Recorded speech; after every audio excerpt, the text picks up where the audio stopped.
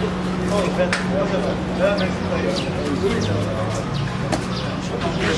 vais acheter encore les spaghettis.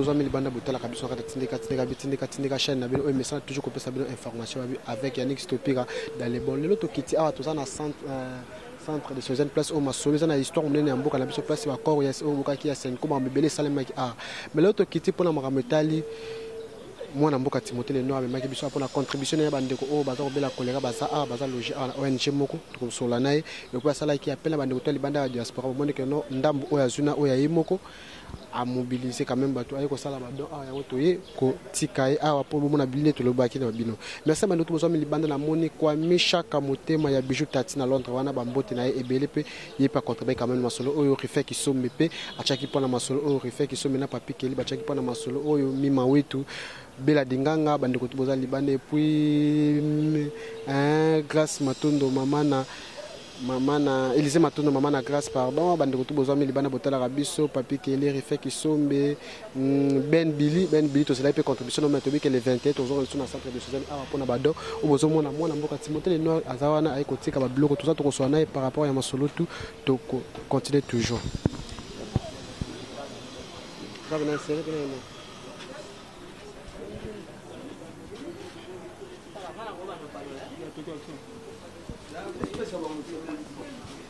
Ero banane ko tikande bano pesa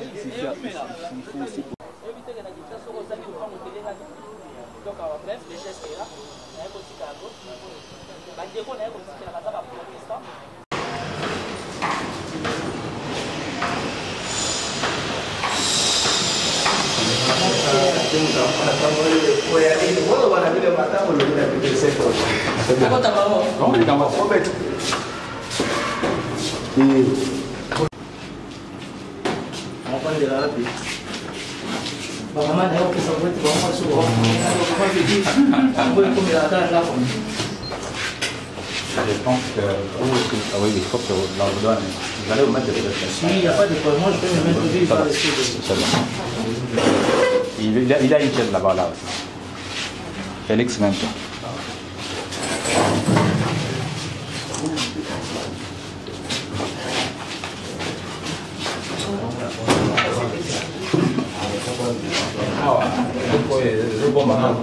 Non, il n'y a pas de problème. Je fais pareil.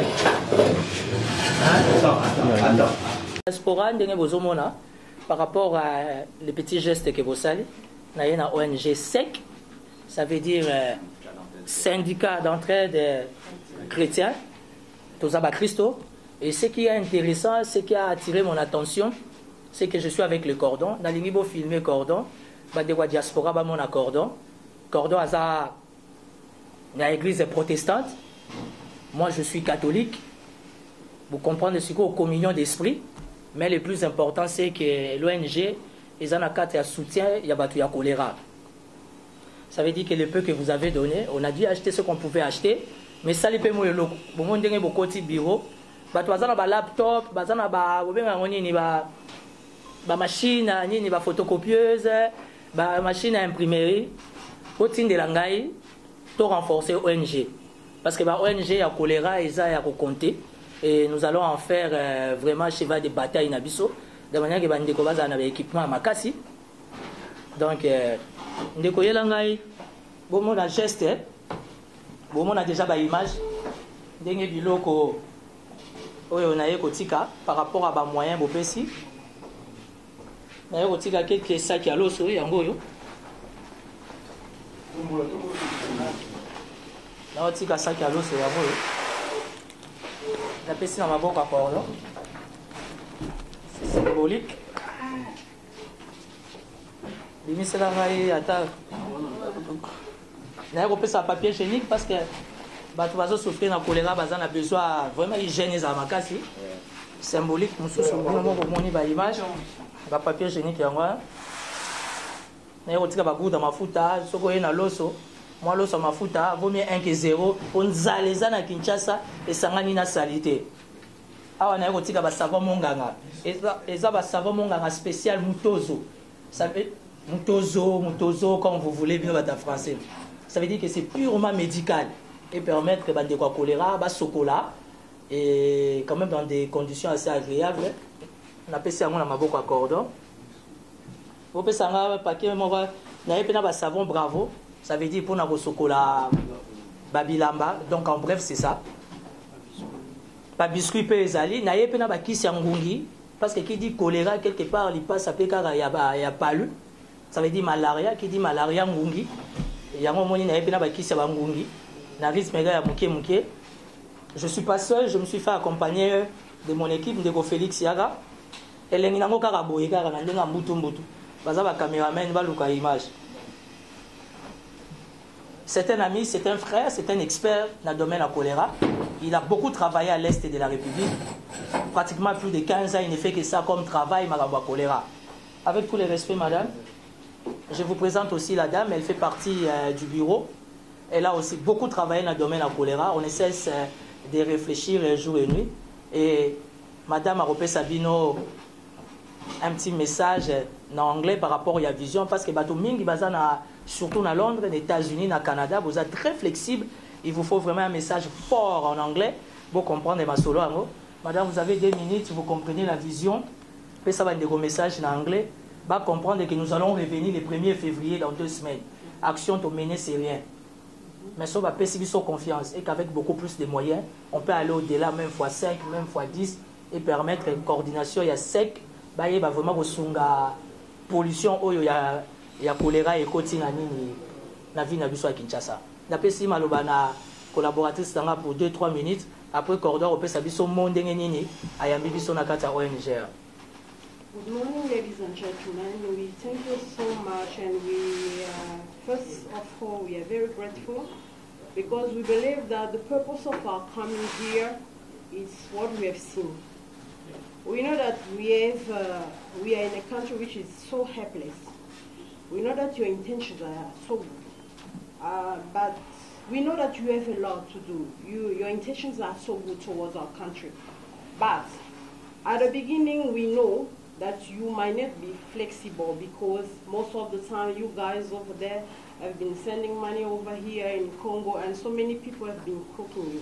But this is an action of the nation which is going to prove our will.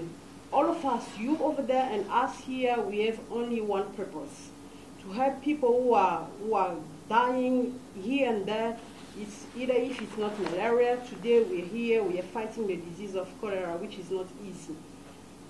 So what you have seen, as you can see, this is only a representative of what was just bought.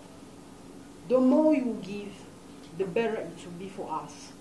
All we are just asking you, just open up your hearts, open up your wallets, open up your bank accounts, just to help us into this duty. You and us all together, we can just make something better out of this.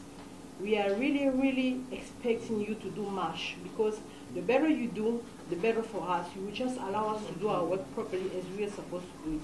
Thank you so much and may God bless each and every one of you. Merci beaucoup, madame. Donc, pour comprendre le message en anglais, on est ensemble.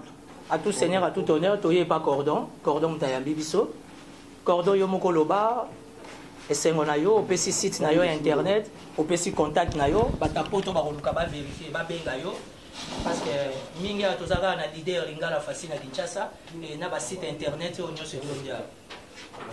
Pardon, je cherche le site. Hein. J'avais écrit ça quelque part là. Vous avez déjà commencé? Pas encore. Je sais, le site. J'ai une très grande foi par notre frère Timothée.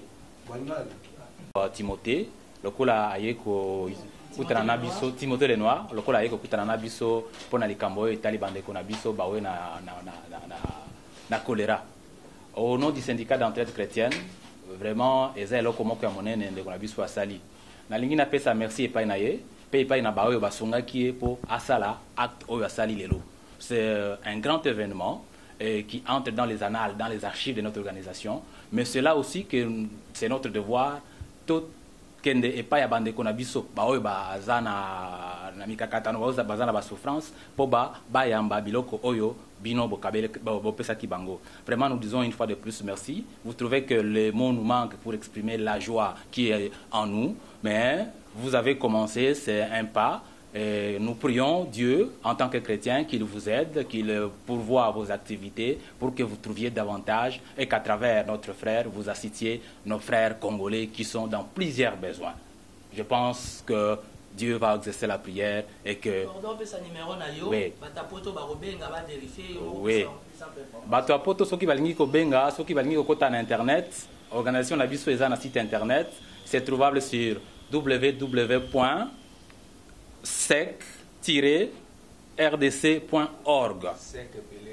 Sec, S-E-E-RDC.org. Wana soki bokoti na site bokuta tout ce qui se passe ici, bokuta ba image na ba image mosusu ya ba makambo auto sala déjà auto sala ka na kati ya ko assister le vulnérable.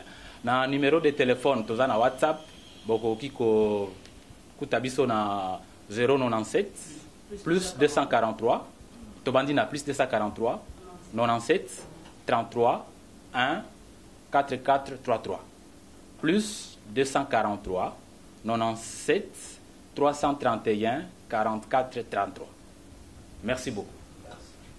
Et dans mon sala où pesi biso, bon, eza dans nos objectifs, ya kokende ko kaba biloko epai bandeko na biso, toza na équipe munene, biloko pour kosunga bato pona choléra, toza na équipe munene na kati ya syndicat d'entraide chrétienne, toza na basi, toza na mibali, à côté nanga wa toza na docteur Obenema, et aza médecin, toza la kanaye nde azo kamba makambo ya santé, choléra na structure na biso.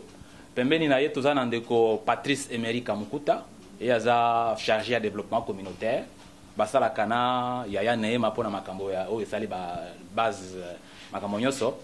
Pembeni na ye wana toza na ndeko Jean-Luc Birawa et aza chargé à relations extérieures na kati ya organisation na biso. Pembeni na ye toza na Wabula ndeko oui ya Wabula Yogolelo et aza chargé à partenaire et chargé de communication à kati artistique na biso. Ba image nyoso tozo zwa yende akoti yango na internet po bato batala yango. Pembeni wana toza na mademoiselle Francine Milenge, c'est elle la directrice de finance et d'administration de notre organisation. Équipe munene onde tosala kanango, bango nde bakosunga biso poto kota na terrain po ya kokaba biloko oyo ya bandeko na biso ya kolera. To lobi lisusu merci mingi pona geste ko kosala pona Congo pona bandeko na biso bazana besoin. Bonjour de Rostopira. Oui, tout le monde est au Marambo Bisaki Biso na Tindika Awa. Baton soit banque mon que notre Timothée Noir au Salamote, mais tout le monde quand même au Salamo geste. Il y a une bande de tout le bande diaspora bazotalo. Non, bande de diaspora ba mon ngande na zanan de Rolanga Cordon. Ça veut dire que Cordon Azawana, moi je suis un homme de parole. Et ça va bon amitié et que tonga ma patate. Je veux tout simplement qu'au niveau de la diaspora, les gens de bonne foi et que prochainement action Oyo. Et ça, ma foi, 10 mois, je crois. Parce que je reviens ici dans 2 semaines. Bana poto, nazoya boye dans 2 semaines. Ngako tu n'as conseillé na cordon. Si ce n'est pas trop demandé avec sa permission, l'équipe ne bazo biloko ba bomba. Na revenir dans 2 semaines. Ndenge moi na mobali ya yaka ya makasi et au besoin bisona bango tokotala. Si on peut quitter le terrain, mais parce que on est basé dans la méthodologie à se sécuriser. Mais je demande au cordon, l'équipe, si possible, au conditionnel, à Bombandam, à Biloko. Parce que moi, je compte revenir le 1er février. Il y a un bâtonnier sur Internet, c'est solo là. Solo là, ils ont bon été dans le Mutuka, on a ressemblé l'ambate. Na répété ce que je n'ai pas faim. Nazaloko apôtre Paul, j'ai appris à vivre dans l'abondance, j'ai appris à vivre dans la disette. Au moins l'équipe n'angeza makas, nous avons expert dans ta domaine. Les kambwa choléra na Kinshasa et l'équipe salité. Et toko achevé ma kambwa choléra, toko kota ma kambwa malaria, paludisme. Nyon sonaka ça fait partie de ma kambwa salité. Mais Timothée le nom pour nous rebondir choléra nous zolo baneza ka koti ka badona ma ONG ou bien moyen monsieur Pezali. Té moyen monsieur Pezali normalement faut qu'on puisse ça ba conseil sur l'hygiène et tout et tout. Mais yebisangaye, Mobutu depuis kenda na service d'hygiène. Na lingi kozala mingi politique te pour que bata ONG ba ko mal à l'aise pour ba baza neutre. Mais na lingi bata bonne foi oya ko benga nga ça va. Moi, je suis quelqu'un de très large et très flexible. Oh, un peu cordon. On est à ONG, moi, ça ne me dérange pas. Mais du moins, il y a une source, il y a un canal, il y a une adresse. Autre qui a été, Batuna Bisso, va souffrir dans la diaspora. Et plutôt, Batuna Bisso va souffrir dans le choléra. Président Ada Bombo l'a promettre. On boit à bateau, attends un rotique à bateau, il faut en boire à bateau. Maman Annie Sévérine en France, à Solo Lagi, Madrid à Figo. Figo à Sololagi, Vangu Rifen à Bruxelles, à Sololi, Ada Bombo les 3 fois prêtre. Papa Ada Ibisinga le noir Kende, Mbala Simoroya Nangamoko. Imagine-toi son un président Ada. Dossier à suivre. Il y a Zandeti José Makilate, Jean Lucien Boussate, il y a Ada Bombo les 3 fois prêtre. Honorable Zakari Bababa soit Pessinga Lingala Fassi, obligé Lingala Fassi leader à Masolo. Honorable Dominique Soa, Alobia Koya, Aswana Bango, et Sigani choléra, ils ont posé problème. Pour honorable Dominique So à Chamaï na Kasai. À comprendre que na Kinshasa peut pour mes arts. Si monter dans tout le monde dans liste ça battu pour bien mo bimisi na poche noa. Te batu ba chepo te o ba promettre peu parce que tu sais batu mingi baza déçu. Ba pesa ba mbongo ba escroquer bango. Mais au travers ces petits moyens, ils ont vu. Mbachi le gouverneur l'honorable. Joël Akele. Professeur Serge Tchunza na Toronto. Il y a 600 que ça na monogramme. Il y a un qui pour foutre la minocar. Vous comprenez? Donc il solo les bien. Sami Badi Banga Epsinga le noir à la calme. Honorable Sami Badi Banga le premier ministre honoraire. Mais tu montes les noms ça peut faire tout à l'autorité à Villa Kinshasa pour savoir par rapport à l'autorité à Villa Kinshasa ba médiocre. Et Simbate, moi to kuta ba ngata ngana muta polémique. Ata ba équipe na ba Simba ngane lamba mais ngana muta polémique. C'est la médiocrité qui a engendré tout ça. Alors nous disons non. À suivre. OK, c'est bon.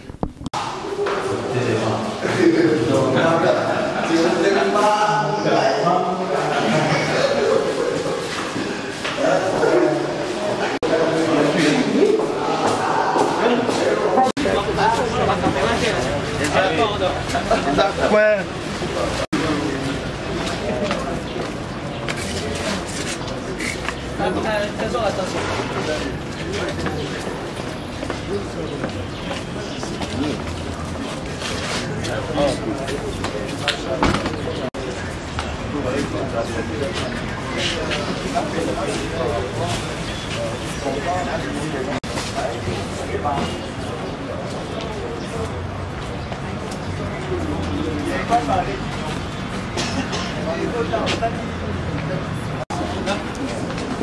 Donc j'ai acheté des savons Bravo pour laver les mains.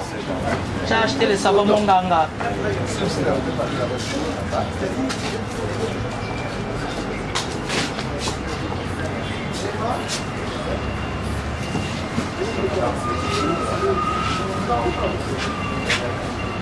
À la fois, vous avez vraiment image bien.